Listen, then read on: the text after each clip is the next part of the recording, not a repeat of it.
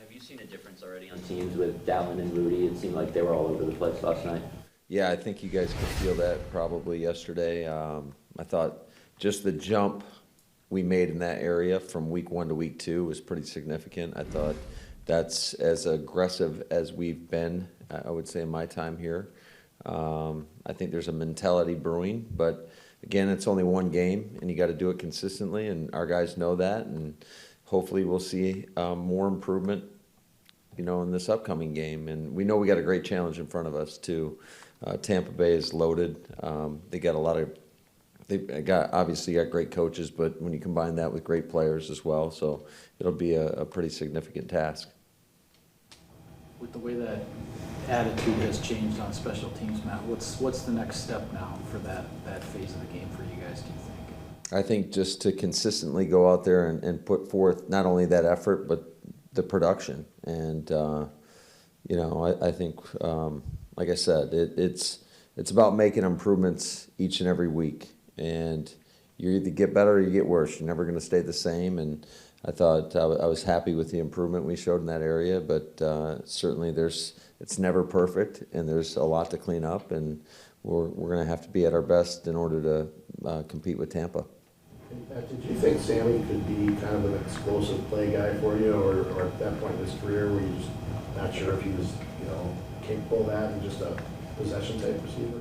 Yeah, I definitely don't see him just as a possession type receiver.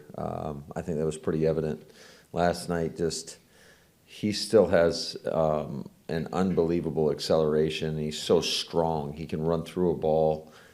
Certainly, it was great to create some explosive plays with him. I thought even the first strike route that we caught with him, some guys might not be able to catch that ball, but it was maybe a touch high, but he did a nice job. He just does such a great job of having aggressive hands and running through the football, and it created an explosion play. Matt, what do you think he's added to the locker room too? Because yesterday, Aaron and I think Alan both talked about the special person that they've kind of been introduced to there with Sammy as well. Yeah, he's a pretty reserved guy, very, very mild-mannered, very quiet, but he's got that infectious smile. I think he's well-liked. I don't shoot, even thinking back to L.A., I don't ever recall ever hearing anything negative come out of him. He's just a positive guy that enjoys life, and he busts his ass every day when we're on the practice field, and does a great job in the meetings, and just he's a great guy to have in our building to add to our locker room. You mentioned that this offense is the most he's ever blocked. Is it more than it was in LA when you had it? That's a great question. I mean, I don't think so, but we probably threw the ball around a little bit more. Yesterday we called a lot of runs. Probably as many as I can remember here. And so it not only was it working, but we knew that we needed to emphasize it. And the way our two backs were running, and then using some of those receivers on the jet sweeps and whatnot, I thought it was the way to go. And Sammy is he's such a physical presence too. He's so strong and does a great job on the perimeter.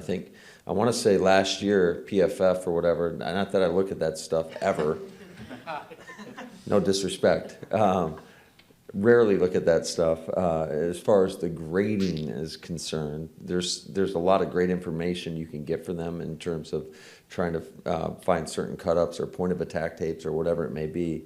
But I want to say he was the highest graded receiver run blocker.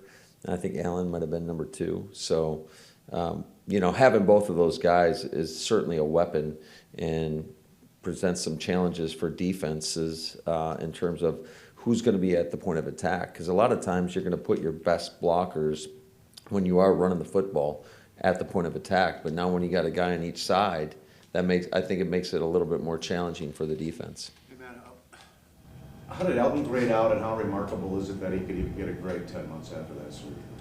Yeah, no, I thought, there's certainly some plays I'm sure he'd like to have back, but I thought he, did an outstanding job, especially the first time back out there. And I think it's only going to get better and better and better. And I know this. Elton holds himself to such a high standard that I'm sure he's not going to be happy with it, because if there's one play that he could improve upon, then he's not going to be satisfied with that. So that's just the type of mentality he has.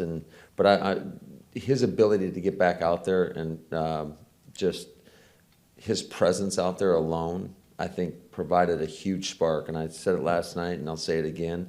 I don't know if we win that football game if Elton Jenkins isn't playing for us. Matt, where do you think that Christian Watson is in his development thus far? Well, that's a great question, because, I hope he's got a long way in front of him. He's a young player, and, I think he's far from a finished product. So that's a credit to him, because he's still a guy that we're going to try to find ways to get him the football. And I think it was a good lesson about having to run with a little bit lower pad level on the one jet sweep.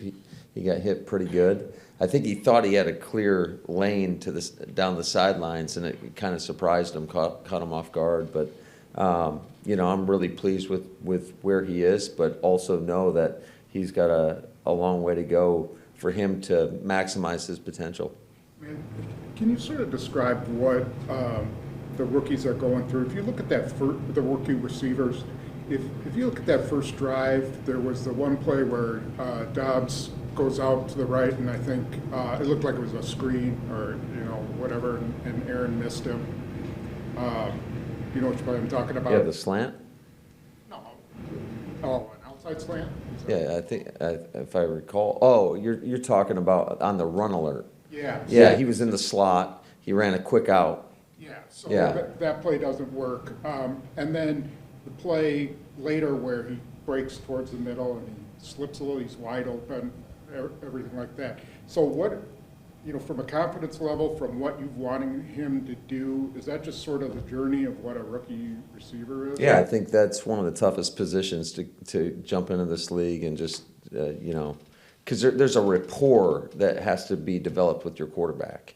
And the only way you do that is go out there and play. And I think, you try to make practice as game-like as humanly possible, but it's virtually impossible to truly replicate that speed. And, he's a guy that, again, we got a lot of confidence in. We probably don't score one of the touchdowns when we get that 20-yard screen pass to Dobbs if he doesn't make that play. And granted, there was some great blocking along with that. Randall Cobb had a huge block on that play. But, I think the future is bright for him. And right now we've got, I would say, a good problem, because we want to play all these guys. And there's a lot of balance within that room. And we'll continue to press and try to put these guys in the best situations possible for us, and give them all opportunities. And where the ball goes, that's where it goes. I don't think right now, like as in years past, that defenses are going to scheme to necessarily take one guy away. I just there's just a bunch of guys in different spots, and like I said, we're going to continue to try to spread them around and put them in positions to really showcase what they do well. Speaking of that screen, Alan said that what Romeo was able to do there was something that unit had been sort of missing. Would you agree with that assessment, and how helpful could he be in that aspect? Yeah, totally. I think just his suddenness, his change of direction, his explosiveness. We haven't thrown a whole lot of wide receiver screens here, I would say, in the first 3 years. In terms of, we throw a lot of what we call run solutions to the wide receivers, but those are actually run plays that are, if we have an advantageous look to throw that run solution, our quarterback will take it, and that's what he's been doing for years. But in terms of getting offensive linemen out, blocking for the receivers, we haven't done a whole lot of that, and it was pretty cool to see that in that situation. We were in an empty formation to spit it out to Romeo, and he made a great play on it. Matt, I'm sure the run defense was a little bit of them and a little bit of you, but, you know, you're concerned, I know you got the stop at the end on the fourth down, but I think it was 13 runs in a row to cover those 89 yards in that fourth quarter. You just talked about how you thought your run deep held up. Yeah, it wasn't good enough, certainly on that drive. I think we can all acknowledge that. They did a nice job. I got to give Getsy credit because that's hard. It's hard to do when it's a 2-possession game in the fourth quarter to just stay disciplined. And I thought he did a really nice job with that. And we were in some situations too where we had them in second and long, get back on track situations. And typically you're thinking, okay, the offense is either going to screen or they're going to run some sort of pass. Well, so we put more of our pass coverage defense out there, you know, in terms of our nickel versus I think they were in 12 personnel, and they gutted us on a couple powers for big yardage, and that's why I got to give him a lot of credit for just staying disciplined with that approach. Have you watched much of Tampa and specifically Tom Brady yet? If not, I'll ask you on Wednesday. Yeah, we're just kind of wrapping it up right now. Got to see some of the game yesterday live, but you know, all I can tell you is I know it's going to be a great challenge because they've got stars on, you know, in every phase of their ball, and being around a bunch of those guys at the Pro Bowl, got a lot of respect for the players there, and it's going to be a great challenge for us to go down to Tampa and their environment, and we're going to have to be our best. I was just wondering what you thought Brady looked like at age 45. He still looks pretty good to me. So from what I've seen, I mean, he's one of the greatest to ever do it. Hey Matt, I know there's various reasons for it, whether it's a protection breakdown on Aaron holding on to the ball, if guys aren't open or whatever. But do you feel like your quarterback's taking more hits in the first 2 games than you want him to, and what do you do about it? Yeah, unfortunately, no doubt, I think he has. I want to say, have we given up 7 sacks through 2 games? So we've got to do a better job. We've got to make sure that we're, you know, whether it's moving the pocket, whatever it may be, whether it's chipping edges, maybe calling quicker, developing plays. I think all of the above, making sure everybody's on the same page. Because I know, you know, just kind of thinking back to week 1, we had a couple protection busts where he got hit, and every time he gets hit, I kind of cringe.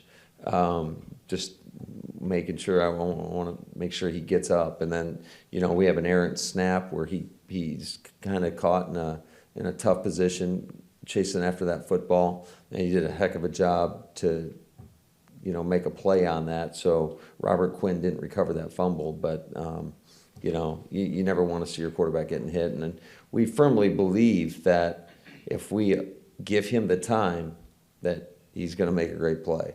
So we're going to have, again, great test and great challenge in front of us. You're talking about one of the premier defenses in the league that we're going to be going against. You know, multiple rushers that can get to the quarterback. Obviously, everybody knows about their inside backers, and then the DBs, they challenge the heck out of you. So it's going to be a great challenge, and not only to you know, come up with a scheme to attack that defense. I think Todd Bowles does as good as anybody, but then you match that with the personnel they have. It's going to be quite the test. Was Christian a half step behind on that play? On the play where it got snapped and just hit him? Yeah, no, it was the ball shouldn't have been snapped right there. We actually were running a counter motion, so he was going to come back the other way, but it got snapped, obviously. Aaron used a jelly bean analogy yesterday. Apparently, I don't know, Fanning apparently eats a lot of jelly beans. And he said that when it comes to 33 and 28 and your various options in the offense for them, that you just take one handful of jelly beans and the bag is still pretty full. As a play caller, have you had a running back tandem like this, or even, I don't know, in Atlanta when you had Coleman and Freeman maybe, where you had all these different options, and does it give you a lot of creativity to do different things in your playbook because you have these 2 guys that you can do these things with?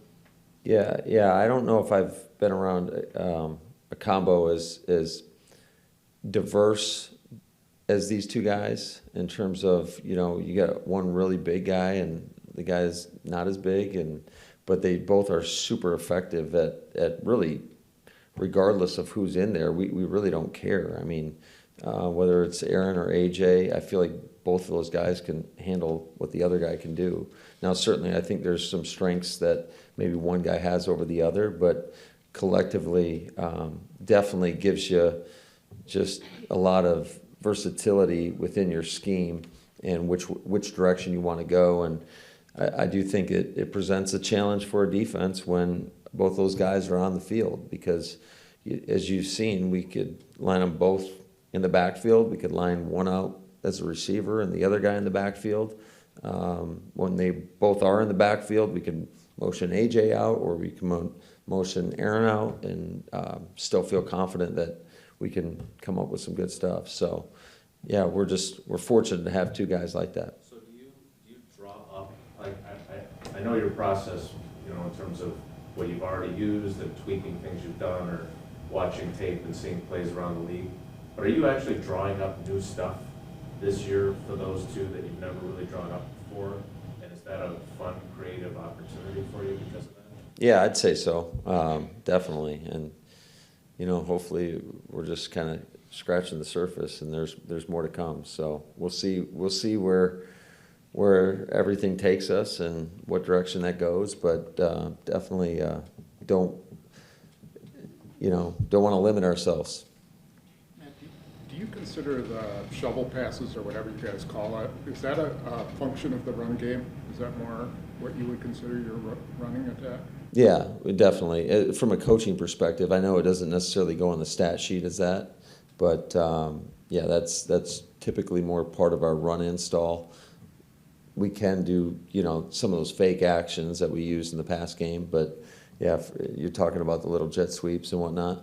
Yeah, those are more of a function of the run game. I mean, you gave it to Aaron Jones, but it seems like you're not afraid to give it to Christian Watson or, someone. Is that a way to get the ball in someone's hands? Yeah, I think absolutely. It's definitely, and the thing about it is a lot of times, you'll have some options off of that, whether or not you want to give them the ball or go a different direction.